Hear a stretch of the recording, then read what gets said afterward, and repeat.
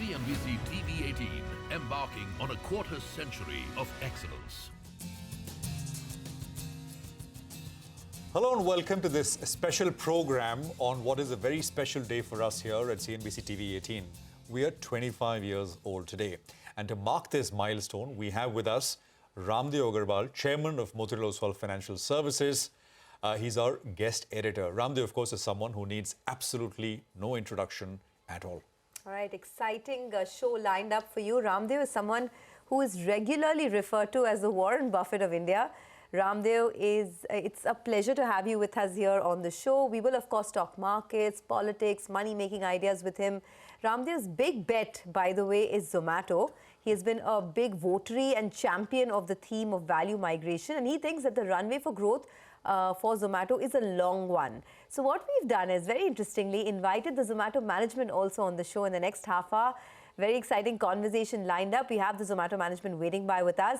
So let's go straight to, discussions. Raamdeo, first on the market, we can't start the show without asking you your view. And we are, of course, celebrating 25 years of business news excellence. Yes. So thank you for being a part of our journey. I think you have been with us throughout these 25 years, right? So that's what I was, my congratulations to CNBC and the entire team. And I'm really fortunate to have been coming here for last 25 years on various occasions. So I've seen the entire journey from somewhere in Worli to Empire, then here. Yeah. So it's been amazing thing, and the consistency of CNBC brand, and CNBC has changed the way people look at the market. Yeah. The way accessing the market. So all the screens you see of the business channel, they look CNBC. The consistency of the CNBC brand married with the consistency of the Motilal Oswal brand, right? It is brand building together, and that's how this equity market cult has also sort of developed. Yes. We've seen it grow in front of our eyes. Huge contribution of CNBC in spreading the equity culture, knowledge of the equities. Yeah. I mean, a lot of, I get to hear a lot of people that all the YouTube actually hosts your programs.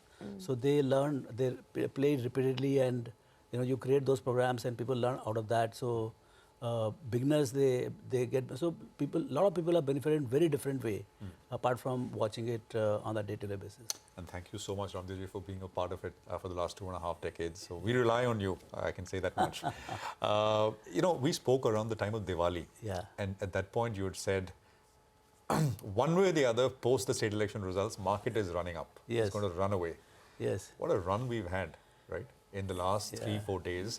And your call was that we will get a rally all the way into general elections. Yes. I mean, reflect on what you said and what we've seen. Yeah, so we have started with a, huge 6s and 4s with the state election.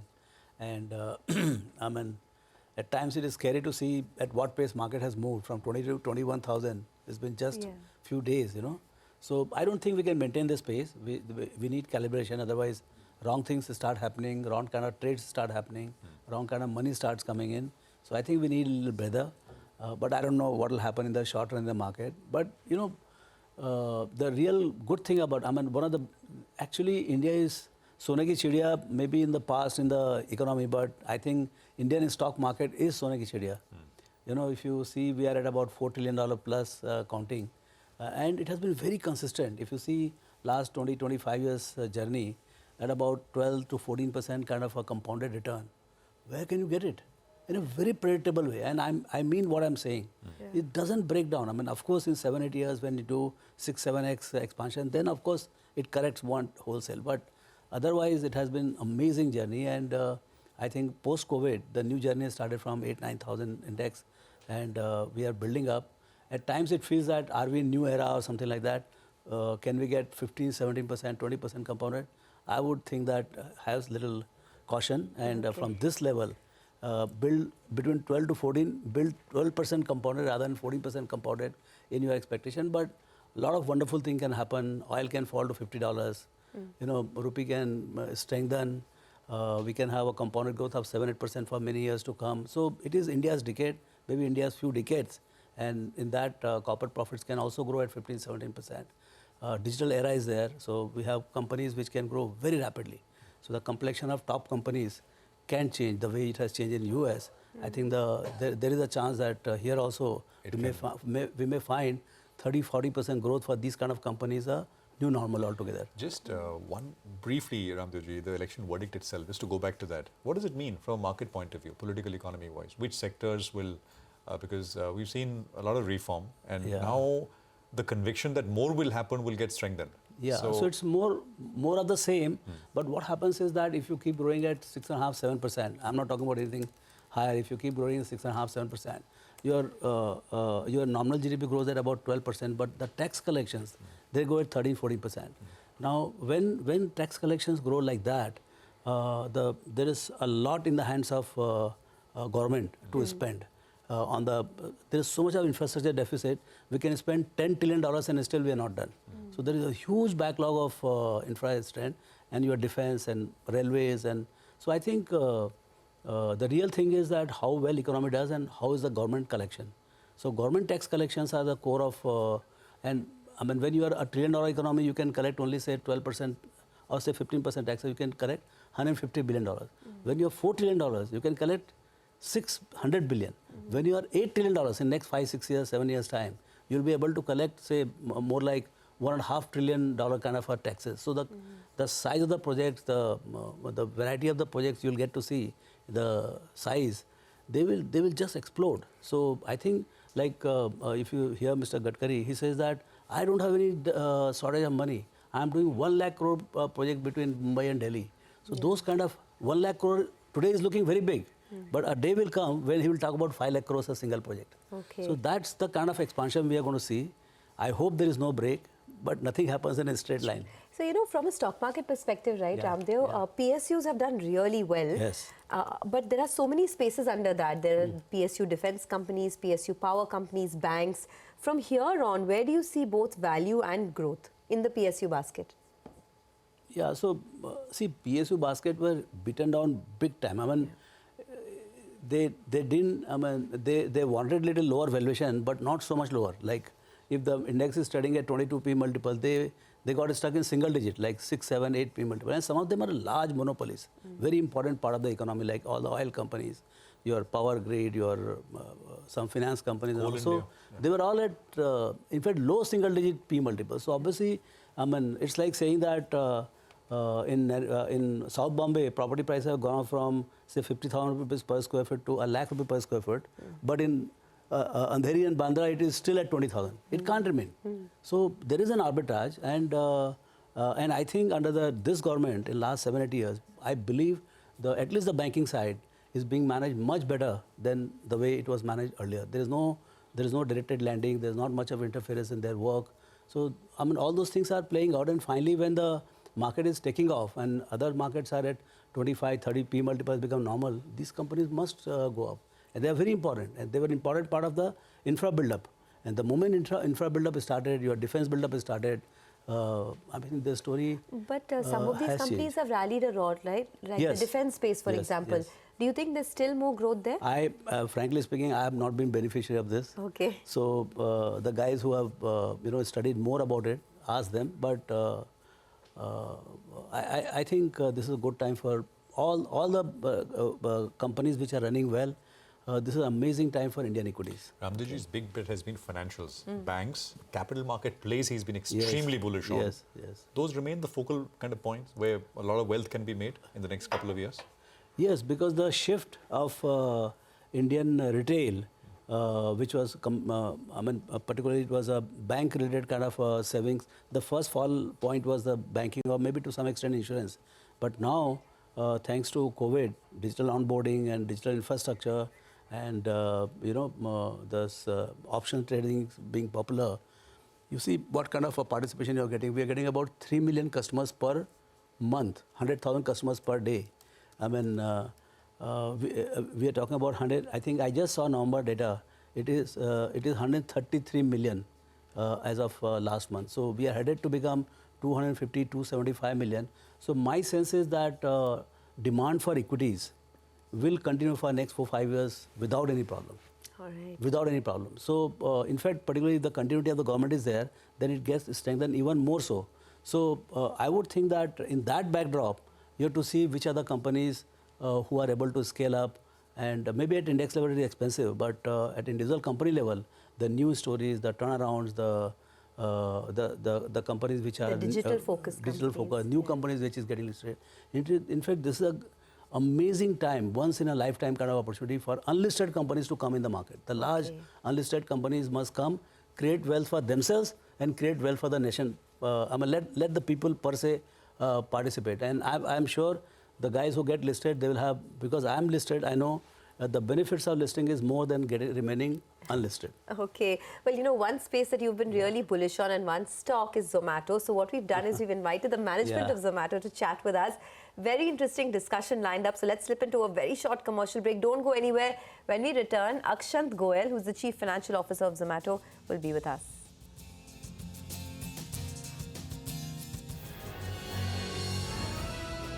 CNBC-TV18, embarking on a quarter-century of excellence.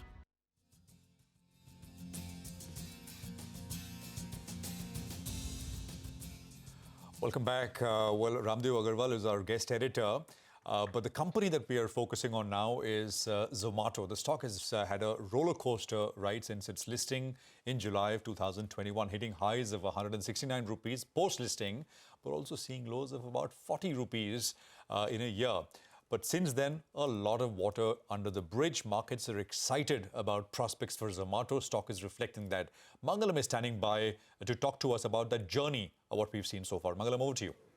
Well, you know, as far as the new age companies are concerned, in that Zomato has actually scripted a compelling saga from a blockbuster listing highs to weathering storms of new age challenges and ultimately emerging fundamentally stronger than ever before. So let's delve into the riveting journey of Zomato itself, the rise, the fall and the resurgence as it were. First was the blockbuster listing that happened in 2021, offered at 76 rupees, the stock listed at 120 and soon after hit an all-time high of 169, captivating the market with its promise and potential. Then came 2022 and along with it, the challenges of all these new age companies. I mean, starting with the US interest rate hikes, the post-COVID lull in demand, there was low visibility of profits, senior level management exits, institutional investors and PE supply, as well as high valuation. So we saw a big decline in all new age companies' share prices, and Zomato wasn't any different. The stock hit a low of 40.5 in July 2022. But this was just the beginning of an incredible turnaround, which we now call the resurgence. Zomato's Phoenix-like rise was fueled by strategic moves. One was improvement in their operational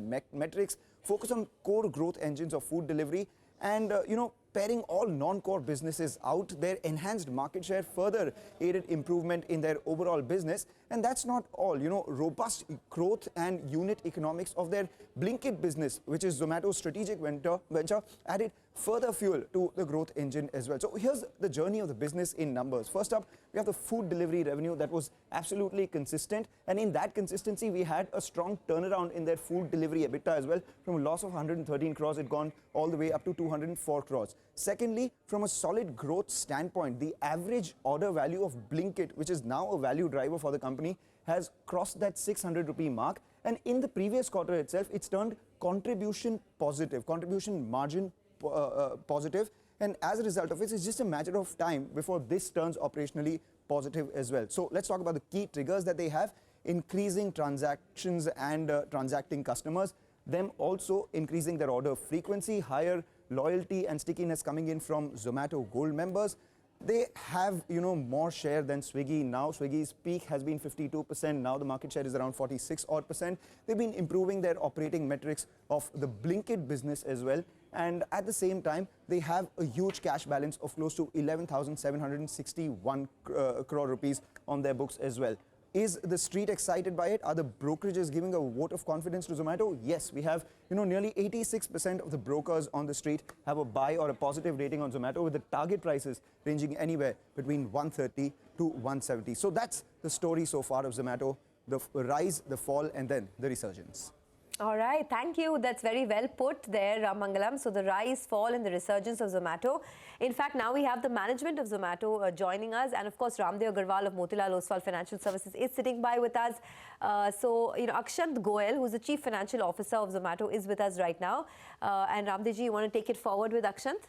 One other thing about Zomato is that not only in food delivery, you guys are duopoly kind of situation, but you have Blinkit also, which is on top of it growing very rapidly. So, but then still combined as a company, you are not made profit. So, is it a story of, it is a story full of hope that someday you will make money, because ultimately the stock market is about a next discounted value of future cash flows.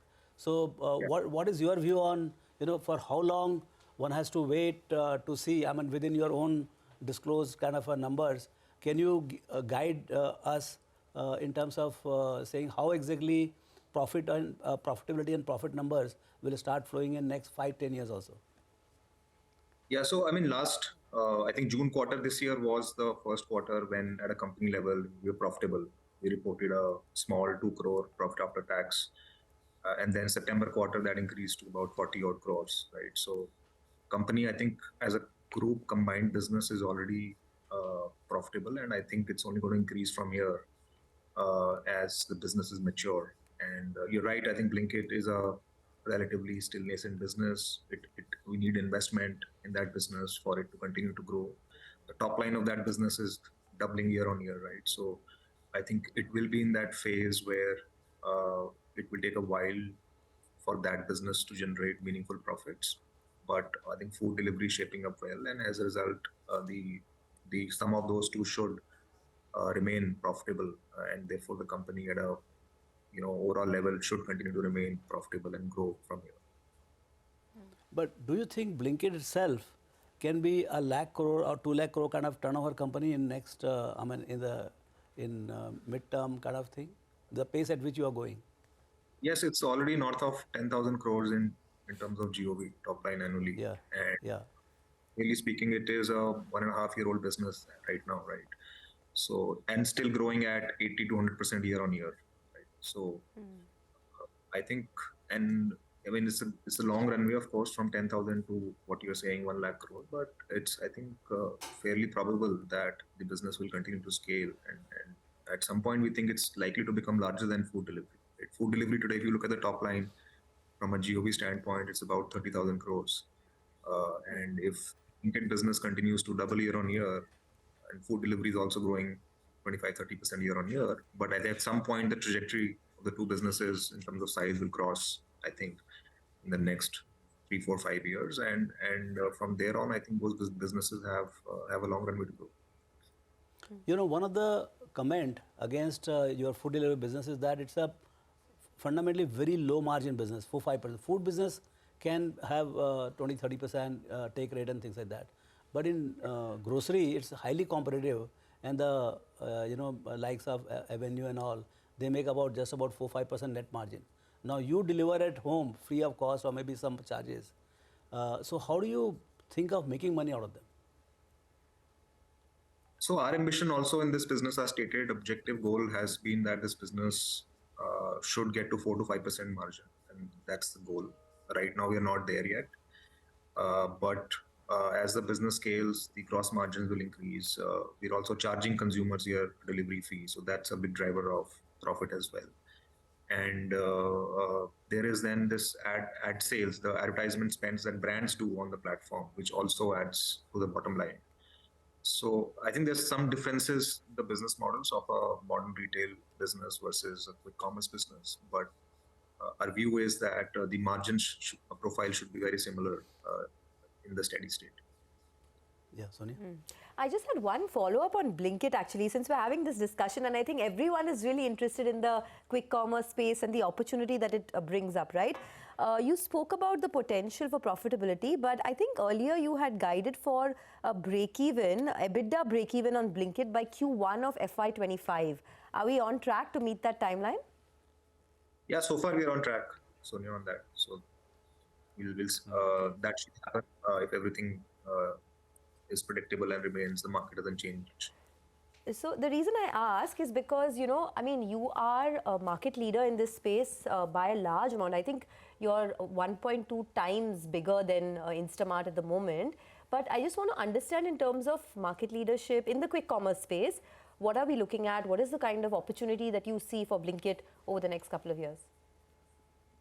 Yeah, so I think it's a fairly large market. I think we're not competing with any one player or a particular format. For consumers, they have multiple choices on how they transact or do commerce in the country.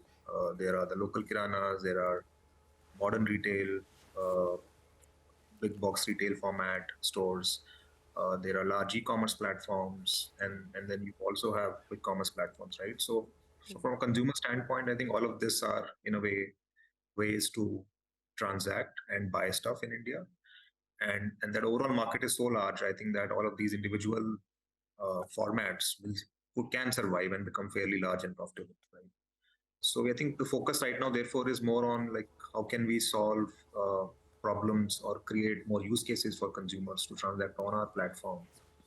And if you're able to do that well, I think the market is large enough for everyone to grow, right? So, and that's the opportunity which Mr. Raamdeo spoke about. I think it's the offline retail market is in a $1 trillion or more in size, right? And even if we get like 1% share of that, we'll build a $10 billion business. And today we are 1/10 of that.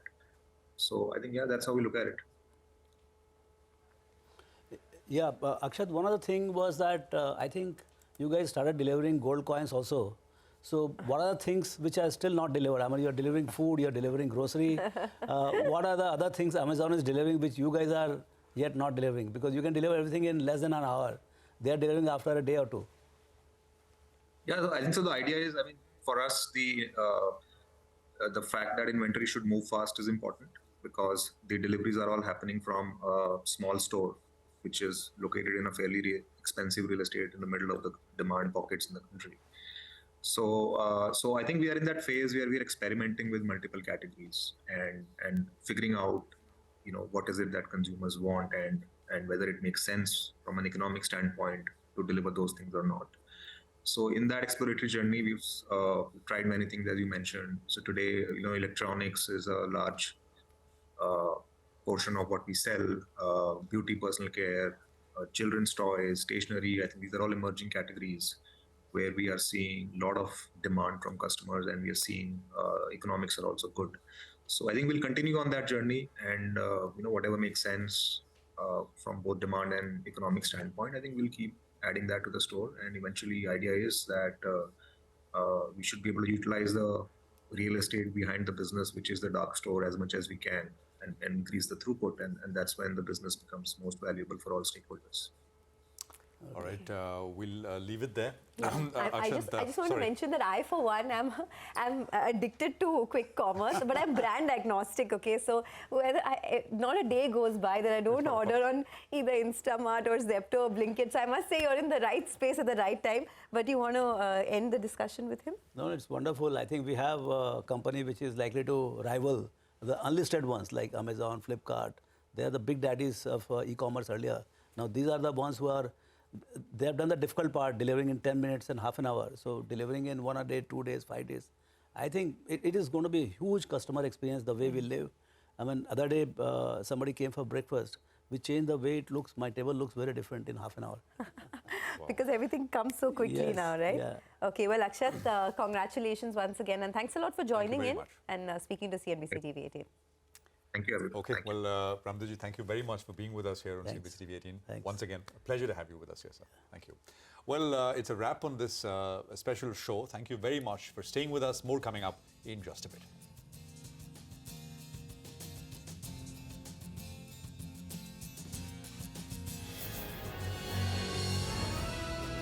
CNBC-TV18, embarking on a quarter century of excellence.